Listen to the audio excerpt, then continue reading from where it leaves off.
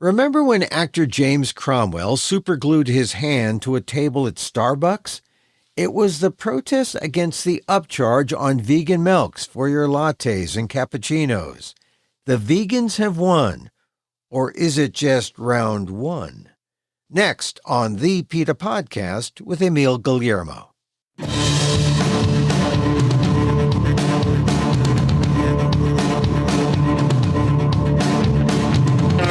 Welcome to the PETA Podcast. I'm Emil Guillermo, your host for this inside look at animal rights. Brought to you by PETA, the largest animal rights organization in the world.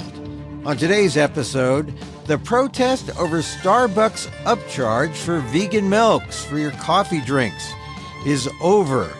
It took a 5-year campaign, but now the new CEO has said the charge ends on November 7th. The evolution of the protests from the early days to a vegan victory, and that's the rub. Starbucks has given in on upcharging, but why are they still using cow's milk? Amanda Brody, PETA campaigner, tells me what's next on the PETA Podcast with Emil Guillermo. Amanda, thank you very much for being part of the PETA Podcast. Thank you so much for having me. It is an honor to be on the PETA Podcast. Well, you have been involved with a lot of big projects at PETA, and this Starbucks thing, it's significant. Tell us when PETA started the campaign, and let's go to the beginning so we can see just how important this win, this victory is, and why there's still, even though as big as it is, there's still, a ways to go. Tell me, when did PETA start this campaign against Starbucks? So PETA has had a vigorous campaign against Starbucks for about 5 years. We launched in 2019. And that's because Starbucks is one of the largest coffee chains in the United States, if not the largest coffee chain. And they also are one that claims to be committed to sustainability. And we know that Starbucks has been charging consumers up to 90 cents extra per drink for vegan milks that are healthier for us. They are far less destructive to the environment.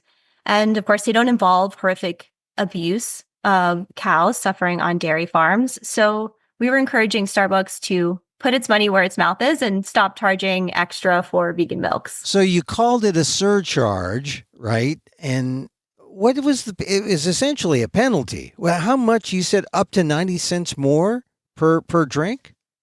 Yes. In some areas, Starbucks was charging up to 90 cents extra for their vegan milk options. And they have everything from soy to oat to almond, coconut milks.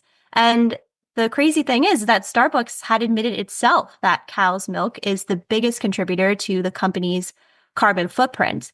And if this is a company that's claiming to have sustainability goals, they should be encouraging people to choose the vegan options instead of penalizing them for choosing vegan milks that are better for the environment. And thankfully, they've finally done so. And so there was this upcharge for being kind and compassionate and using vegan milks.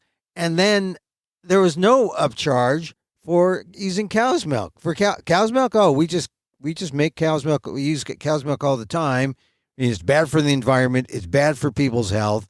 And we don't charge them anything for that. It doesn't make sense, huh?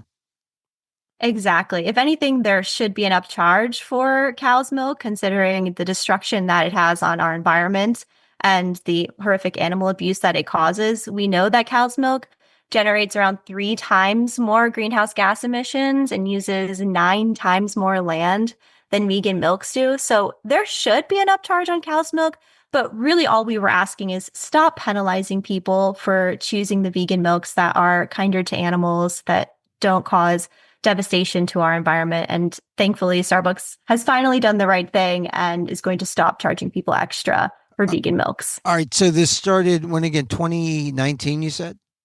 Yes, in 2019. So that's a good 5 years of a campaign. And I know initially when I first heard about this, a lot of people thought it was kind of frivolous. They thought it was, you're picking on Starbucks. Is it really that unfair to charge vegans more? But it really was, wasn't it?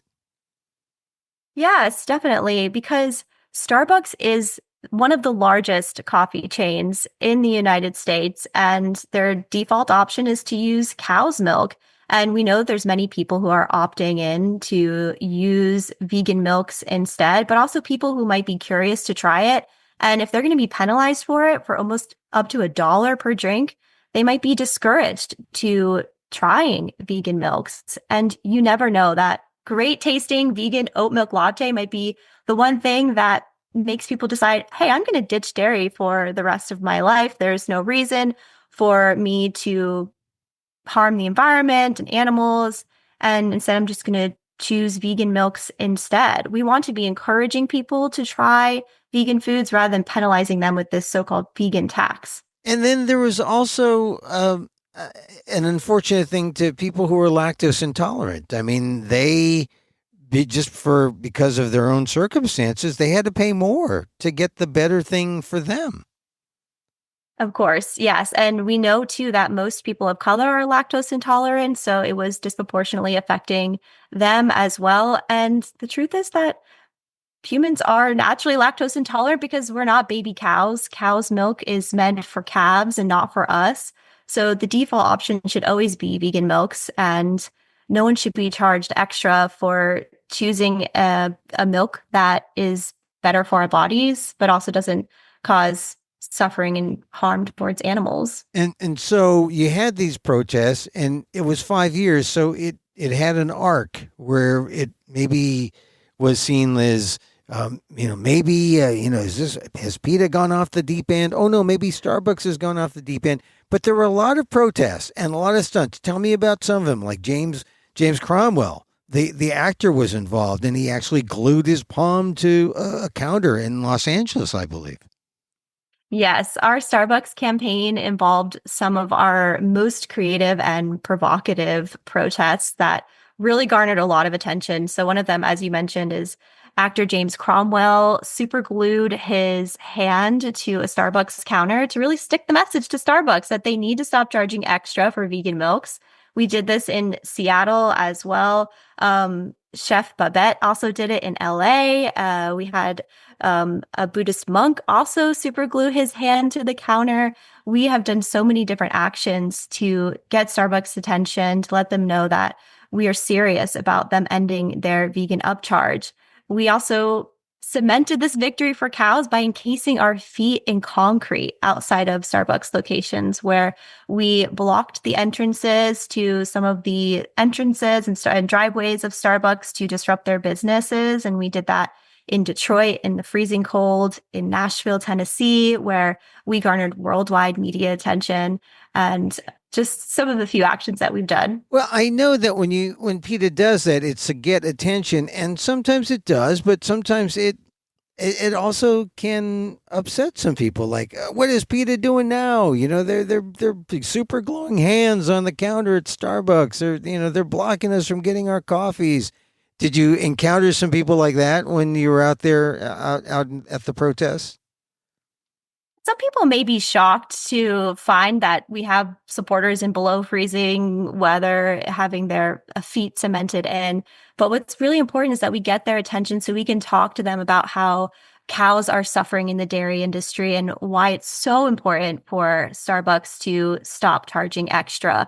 The little bit of inconvenience that may have caused them to maybe not get their Starbucks coffee at this location, they could probably just head down the road to another one, is nothing compared to what the cows in the dairy industry endure. And the fact is, we need to get people's attention. There is so much going on in the world all the time, and millions of animals are suffering every moment of every day. And it's our job as animal rights activists to grab people's attention and let them know that they have the power every single day to make a difference in people's lives with the most simple choices, which just be choosing vegan milks when you order your coffee at any coffee shop. And yet it was a 5-year campaign. At some point you might have thought, oh God, when is this going to end, or will it end? It seemed like maybe Starbucks had put up a strong front to say, hey, that's it. We're just going to keep going.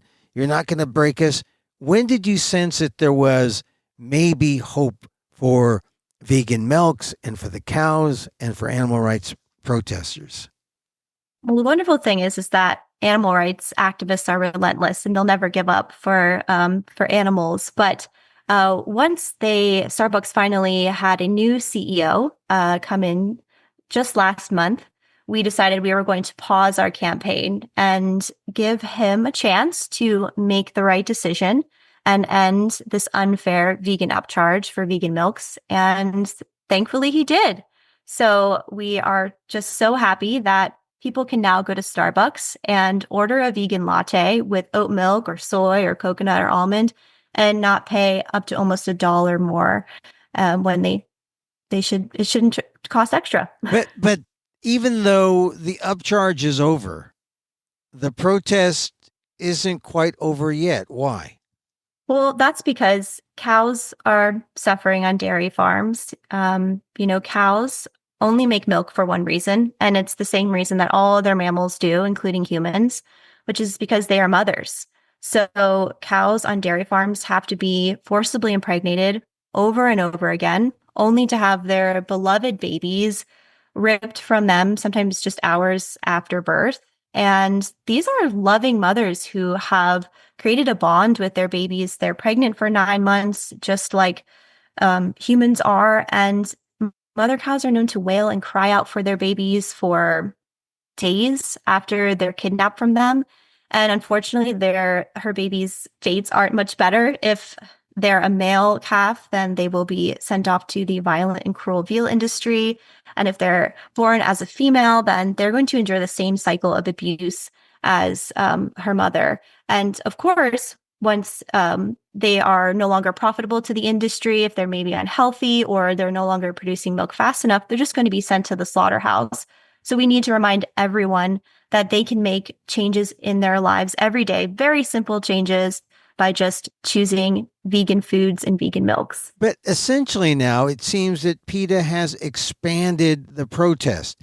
It's beyond the surcharge. It's beyond the upcharge. It's not about just vegans getting a break money-wise, but how about the cows, right? It's now the focus is on the cows. What is going on with dairy and the dairy industry, and it's exposing really how much suffering goes on in the dairy industry before the dairy gets into people's bodies and is really unhealthy for people in general. All of that abuse that I mentioned is completely unnecessary and totally preventable because nobody needs to drink cow's milk. Absolutely nobody needs to eat dairy, meat, or eggs because we can get everything we need from a healthy, balanced vegan diet.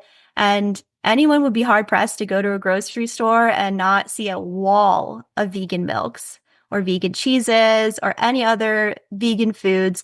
We can enjoy all of the foods that we love without the cholesterol or cruelty to animals. And so PETA wants to remind everyone that we have the power every day to make kind choices, and we're here to help you. Please go to PETA.org, order a free vegan starter kit, look at all of our hundreds of delicious vegan recipes. It's never been easier to be vegan, and Starbucks ending their vegan upcharge just further proves that. Some people might say, and there are naysayers out there, I'll be devil's advocate here, but they might say, come on, PETA, they already gave you the money back and there's no upcharge. They're saving you money. Just be happy with that, to extend the protest. It just seems like you're just asking for the world. You're asking for too much, and you're not giving. The new CEO was giving in. He was saying, okay, after 5 years, all right, we're going to end the upcharge. All we're asking is for people to respect animals. These are animals who are feeling, living, breathing beings who don't deserve to be exploited or used for any reason. And all of us have choices every day that we can make that can help animals instead of hurt them. And it's so easy. We are all shopping at the grocery store and we just need to pick up the vegan version of our favorite foods instead. So we won't be happy until animals are no longer exploited by the billions just for food or for clothing or for any other reason. All right, just to be sure now, it's still a protest, right? I mean, you're still going to do something you're still making a point to Starbucks. Yeah, thanks for the upcharge, but it can't end there. You got to keep going and extend this to all dairy, to the cows, to save the situation that's going on with the cows, right? I mean, they're aware of that. Yeah, we'll always be encouraging everyone to choose the vegan milks whenever they go to any coffee shop. And thankfully, there's also other coffee chains that haven't been charging extra for vegan milks, like Stumptown Coffee, Phil's Coffee, Panera Bread. And we want to let people know that they can choose soy, oat, almond, coconut milk instead. That doesn't cause destructions to our environment, or that doesn't cause suffering and abuse towards animals. And so as a vegan animal rights organization, we're going to continue to bring awareness about what happens to cows on dairy farms and why we can all help end their abuse and suffering by simply going vegan. And what has Starbucks said? I mean, I know you've mentioned, or publicly, there's been some talk that, the protest is going to continue. What has Starbucks said to PETA in terms of maybe trying to stop the protest that they thought, in good faith, by ending the upcharge, the protest would go away? Yeah, well, we have paused our campaign, and we did actually send the now CEO a box of vegan chocolates, thanking him for making the right decision to end the vegan upcharge. But of course, we are going to continue our community outreach to people to encourage them to choose vegan milks instead, to choose vegan foods wherever they go, whether it be if they go to Starbucks or if they go to any other coffee chain. You'd be hard pressed to go to any coffee shop where they don't have vegan milks. It's never happened to me. I've traveled all over the country. So thankfully, we have choices everywhere we go. So PETA will always continue to have that community outreach to people to let them know that this is the choice they should be making. Choose the vegan milk and choose vegan food instead to help save animals' lives. So technically, it isn't really an extension of the Starbucks protest specifically, but a more general thing. Or is it? I mean, tell me. It's starting soon, right? In the first week in November. Yeah, no, we will. We no longer will be protesting outside of Starbucks now that they're no longer charging extra for vegan milks. But of course, we're going to continue to encourage people all over the world to go vegan, because every person who goes vegan saves the lives of nearly 200 animals every year. And if anyone who cares about the environment isn't vegan, they need to be, because every person who goes vegan also reduces their diet carbon footprint by 70%. It just makes sense. It's so easy to be vegan. And again, anyone can go to PETA.org for all of the tips and resources and help that you need to get you started on your vegan journey. It's funny because I know that just to get people to try oat milk or soy milk or almond milk, I mean, if they tried it, I don't even know if they would really be able to tell the difference. It's been so long that I've had, cow milk, but I know that when I have soy milk or oat milk or almond milk, it to me, it makes your black coffee lighter, cooler, because that Starbucks especially, they just heat up your coffee, so it's like you can't even touch it. You got to put something in it. But yeah, you can't even tell the difference, and it's better for you. It's better for the animals. It's better for the environment. I mean, it almost seems like a no-brainer, and yet you do face resistance, don't you? Because it's normalized to eat and drink dairy, unfortunately, but thankfully we are seeing a shift, and people are learning that dairy is bad for our health. I mean, it's linked to a slew of dangerous diseases, including diabetes, obesity, cancer, heart disease. Vegans have a far less likely chance of suffering from those harmful effects because we're not drinking or eating something that is meant for a baby cow. Cows make milk for their babies. We shouldn't be drinking cow's milk. It's the same reason why we shouldn't be drinking rat milk or cat milk or any other mammal's milk. It's quite strange, honestly. And I think once we tell people that, the wheels start turning. And especially now with so many vegan milk options available everywhere you go, it's very easy for people to just make that swap. And they'll never taste the difference, as you said. Yeah, and it does seem like it's normalizing some. Like I remember when I first went vegan in the late 80s, 90s, oh my God, it was like people would look at you, it would, first of all, hard to find the products. People would look at you like, what? You don't eat milk? You don't eat ice cream? You don't, and now often the options are there. It's easy to make the switch. It's hard to imagine people would be so close-minded that they would, say no to free taste of oat milk in your coffee or whatever.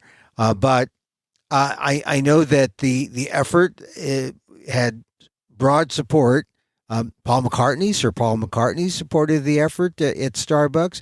But now that the upcharge is gone, do you think it'll be a lot easier to convince people? Do you think it'll be a lot easier to have people just try and see what it's like? Definitely. I think more people are now going to be encouraged to try a vegan oat milk latte if they'd like at Starbucks, because before they were going to be charged almost $1 every drink. And so now they will no longer be penalized for choosing the kinder option. And I really do think that it could just take one vegan latte for them to decide, actually, my stomach isn't hurting after I drank this. I'm probably just going to ditch dairy for the rest of my life. Oat milk made me feel great. I'm going to use this. And that's a huge win for animals, and it should be celebrated. Yeah. Well, speaking of celebrations, this was a 5-year campaign for PETA. And when they got the news that, that Starbucks was in fact going to stop the upcharge, it must have been, for campaigners like you, it must have been a real cause for celebration, right? I mean, describe how it feels throughout the organization to get to this point with something as high profile as this Starbucks campaign. It's a absolutely wonderful feeling. I mean, me and my team, we've worked on so many different demonstrations across the country. Like I was mentioning, those glue-ins, cementing our feet. We've even dumped cow manure outside of the chief sustainability officer's house. We've dumped coal. So many different efforts. And once we see that, we've won this campaign, and thankfully we do win a lot of victories at PETA. So it happens. I don't want to say often, but it does. And it's a great feeling. But also it's so important for our supporters too, to remind them that every protest we do, every leaflet we hand out, every conversation that we have to someone, it really does matter. And it does add up to winning these huge victories for animals. It could take 6 months, it could take a year, or it could take 5 years, but it just shows that our hard work always pays off, and to keep going, because we eventually do win here at PETA. We win victories for animals, and it's just always such a wonderful feeling.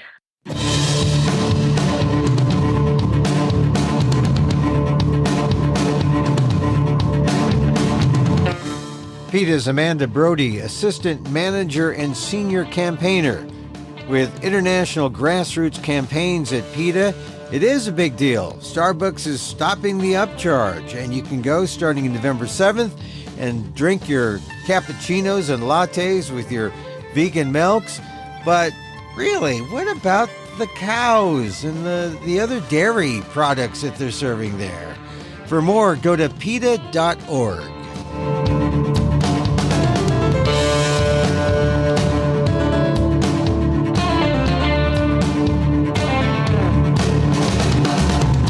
And that's our show for today. Thank you for listening. Don't forget to send a link of this show to your friends.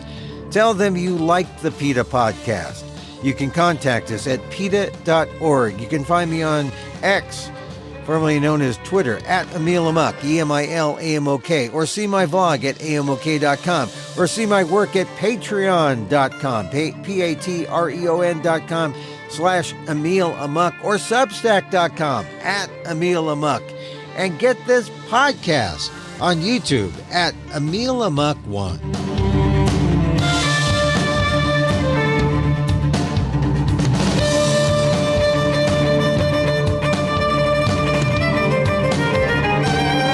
Once again, thank you for listening. Check out all our episodes on your favorite podcast app or on Apple Podcasts.